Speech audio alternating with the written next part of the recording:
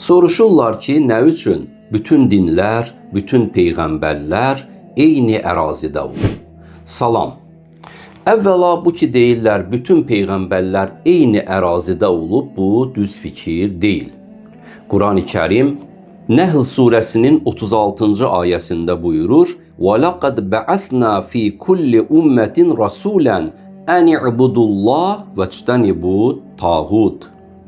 Ey Peyğəmbər, biz hər xalqa tək olan Allaha ibadət edin və həddi aşanlardan uzaq durun deyə elçi göndərdik.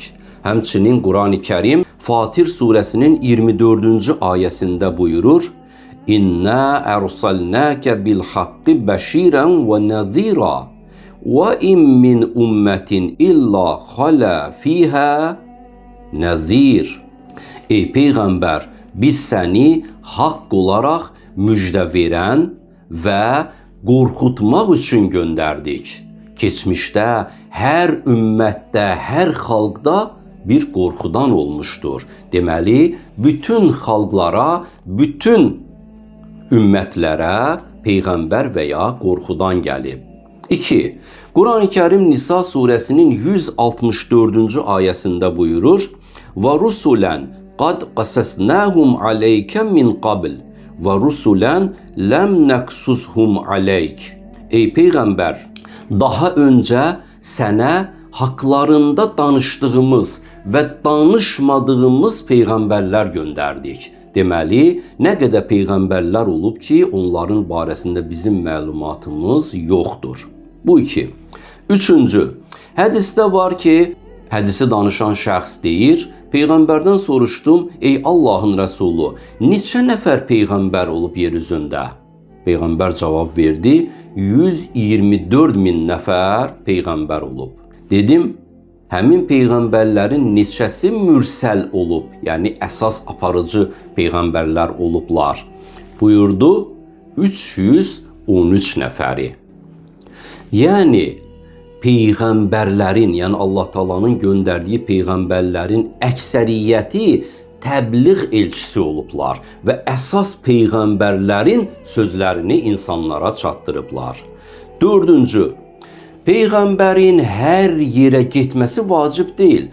Əsas olan budur ki, onun bildirişləri, ismarışları və təlimləri hər yana yayılsın. Necə ki, sevimli Peyğəmbərimiz Həzrəti Muhammed sallallahu aleyhi və ali o vaxt müxtəlif ölkələrə, Romaya, Bizansa, İrana, Misirə, Həbəşəyə məktublar göndərdi və yaxud İsa Peyğəmbər öz dövründə müxtəlif ölkə və şəhərlərə, diyarlara şagirdlərini, yəni həvariləri göndərirdi. 5-ci, 124 min peyğəmbərin təxminən 60 nəfəri haqqında Quran və hədislərdə məlumat verilib. Amma qalan 123.940 nəfər peyğəmbərin barəsində məlumat gəlməyib və biz onların heç adlarını da bilmirik. 6-cı, amma bu ki deyirlər, nəyə görə böyük mədəniyyət və sivilizasiyaların, böyük dinlərin beşiyi yaxın şərq olub? Səbəbi budur ki, yaxın şərq bəşər mədəniyyətinin meydana gəlmə mərkəzidir.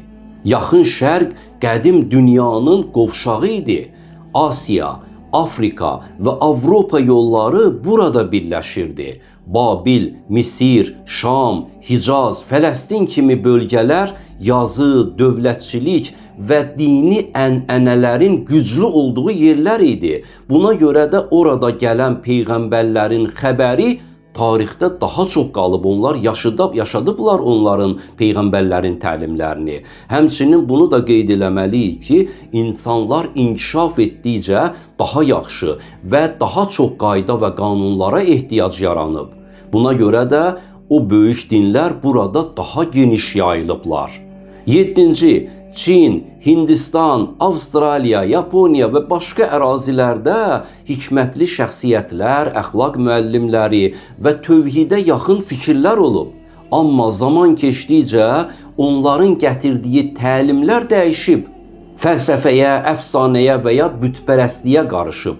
Bununla belə ilahi təlimlər müxtəlif formalarda hələ də həmin diyarlarda yaşayır və hətta orada bəzi məşhur tarixi şəxsiyyətlərin peyğəmbər və ya peyğəmbərin nümayəndələri olması barədə hədislərdə sözlər də mövcuddur.